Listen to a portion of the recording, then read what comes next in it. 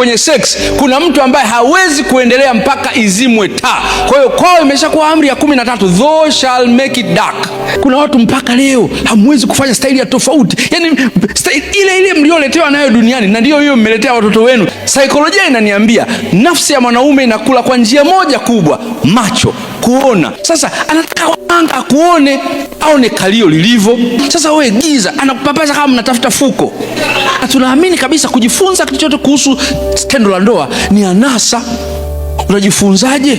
Tunaamini kwamba hii mambo tumezaliwa tunajua. Hakuna, hatujazaliwa tunajua, lazima ujifunze.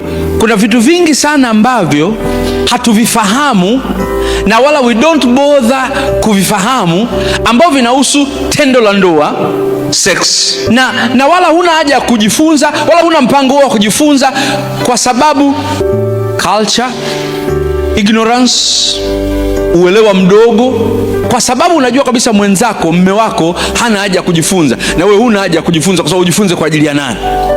Bahati mbaya sana, let's talk the truth, tuna mentality ya kwamba chochote kinachohusu sex sio holy sana, sio kitu cha kuzungumza sana, yani sio kitu cha kuwekwa bayana. Unafahamu vitu vinavyohusu sex kiafrika ni vitu vichafu, ndio maana hata shawa na utata uchafu, na ndio watoto hao.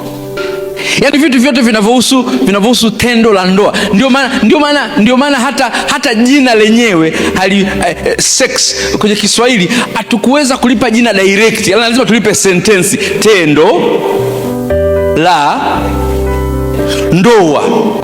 Culture imeathiri mno maisha yetu, katika hali ambayo kuna vitu ambavyo they are non culture, lakini vimeumizwa zaidi na culture.